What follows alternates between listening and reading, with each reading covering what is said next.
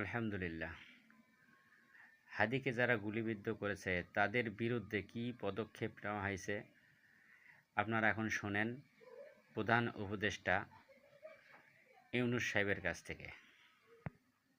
এই আনন্দের দিনে গভীর বেদনার সঙ্গে জানাচ্ছি, জুলাই অভ্যুত্থানের সম্মুখ যোদ্ধা ইনকিলাব মঞ্চের মুখপাত্র শরীফ ওসমান হাদির উপর সম্প্রতি যে হামলার ঘটনা ঘটেছে তা শুধু একজন ব্যক্তির উপর আঘাত নয়, এটি বাংলাদেশের অস্তিত্বের উপর আঘাত, আমাদের গণতান্ত্রিক পথ চলার উপরে আঘাত। শরীফ ওসমান হাদি বর্তমানে সংকটাপন্ন অবস্থায় চিকিৎসাধীন।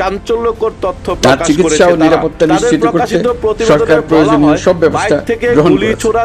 ইতিমধ্যে উন্নত চিকিৎসার জন্য তাকে সিঙ্গাপুরে পাঠানো হয়েছে।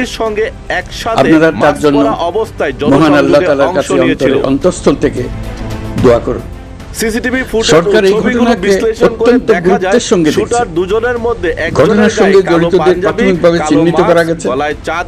আমি দেশবাসীকে আশ্বস্ত করতে চাই, অন্যজনের গায়ে কালো ব্লেজার, কালো মাস্ক, চোখে চশমা এবং পায়ে চামড়া রঙের জুতা পরিহিত অবস্থায় ছিল। যারা এই ষড়যন্ত্রে জড়িত তারা যেখানেই সংযোগে অংশ নিয়েছিলেন, তাদের কাউকে দুই ছাড়তে হবে ব্যক্তির না। পোশাকের সাথে আমি জনসংযোগে পরিষ্কারভাবে বলতে চাই, ওই দুই ব্যক্তির পরাজিত পোশাক শক্তি একেবারে মিলে যায়। ফ্যাসিস্ট টারোরিস্টদের এই অপচেষ্টা সম্পূর্ণভাবে ব্যর্থ করে দেওয়া। ছবি ও ফুটেজ বিশ্লেষণ ভয় করে দেখিয়ে, দেখা যেতে পারে সন্ত্রাস ঘটিয়ে বা রক্ত ঝরিয়ে এমন এই দেশের গণতান্ত্রিক অগ্রযাত্রাকে থামাতে পারবে না। খাল হয়ে বের হওয়ার মতো আপনাদের প্রতি আহ্বান জানাই, পরিস্থিতির জন্ম সংযম দিয়েছে। বজায় রাখুন। গুলি করার আগে হাদির সঙ্গে অপপ্রচার বা একসাথে গুজবে কান বসেছিল দেবেন না। ঘাতক শুটার। ফ্যাসিস্ট সকাল থেকে টারোরিস্টরা হাদির যারা প্রচারণায় অস্থিরতা যুক্ত ছিল সৃষ্টি তারা। করতে চায়, যেন অনেকটা আমরা গরিব অবশ্যই মাছ না ঐক্যবদ্ধ ছুঁয়ে হয়ে পানি। তাদের মোকাবেলা করব। বিশ্বাস স্থাপন তাদের করে ফাঁদে পা সুযোগ দেব না। বুঝে চলন্ত রিকশায় পরাজিত শুট করে ফ্যাসিস্ট দ্রুতই শক্তি এদেশের মোটরসাইকেল যোগে পবিত্র পালিয়ে মাটিতে যায় সন্ত্রাসীরা। আর কোনোদিন এমন ফিরে অবস্থায় আসবে না। উদ্বিগ্ন